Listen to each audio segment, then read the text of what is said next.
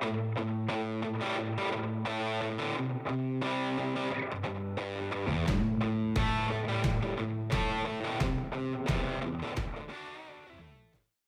y'all, I'm Lauren and welcome to Cantina Cast. Today I am talking about The Living Force by John Jackson Miller.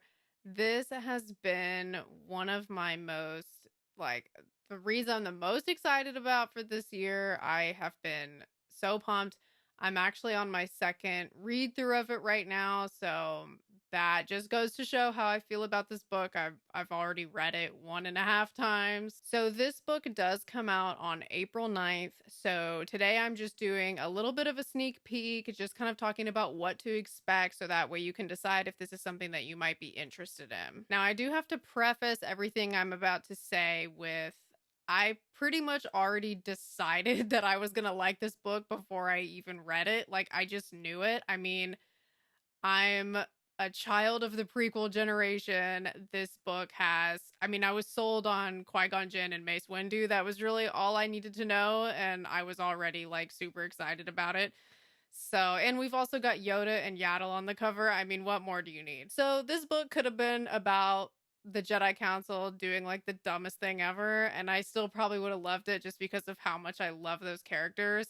So, I recognize the fact that this is a biased review, but that's just the person I am, I guess. I'm a prequel lover at heart and nothing's going to change that. So just to give you a little bit of a hint of what you're going to be getting into with this book, this review has no spoilers in it because I am going to save my spoiler review for once this book is already out. But just a little bit of a hint. So we do have Qui-Gon Jinn and Mace Windu. They are two of our most seen Jedi characters in this book, but we do have pretty much the whole Jedi Council is in this book, at least to some extent. Like, some characters we spend more time with than others, but those are probably our main characters that we're going to be spending time with. So if you love Qui-Gon Jinn or Mace Windu like I do, then this is definitely going to be a must read for you. Something that was super exciting for me about this book too is that we get a lot more insight into Qui-Gon Jinn's interpretation of what the living force is, what it means, what the importance of it is. We hear him mention this a lot, and Master and Apprentice like touches on it a little bit, but this book I feel like, it's called The Living Force. So you see a lot more of Qui-Gon really emphasizing that the council needs to really focus on this. And what the living force is that is like the people that are right in front of you. So a lot of times the Jedi Council is more concerned with the big issues going on a cosmic scale, like the greater good, these, bigger overarching issues that concern like the government and whole planets and stuff like that. But what Qui-Gon Jinn is saying is that we need to be more concerned about the people that are right in front of us. The big cosmic stuff, that's important too. And he's not downplaying that, but he's like, at this moment, we're neglecting the people that are right in front of us.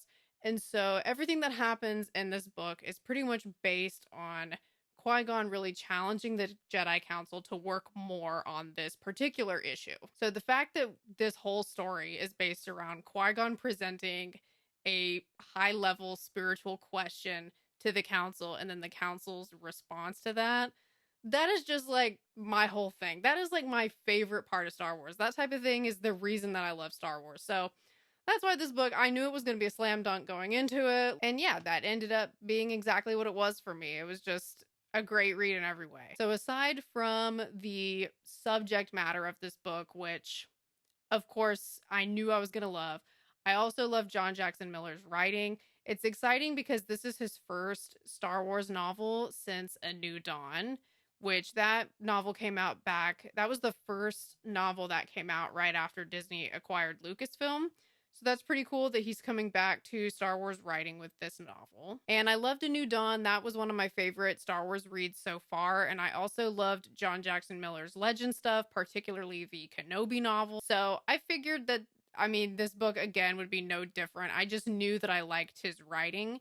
So, and I like the way that he writes Jedi characters, especially. I just love John Jackson Miller's take on Jedi characters.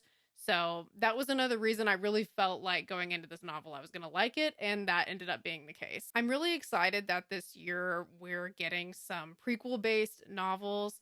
I'm also super excited about The Glass Abyss. That's the Mace Windu novel that's coming out later this year.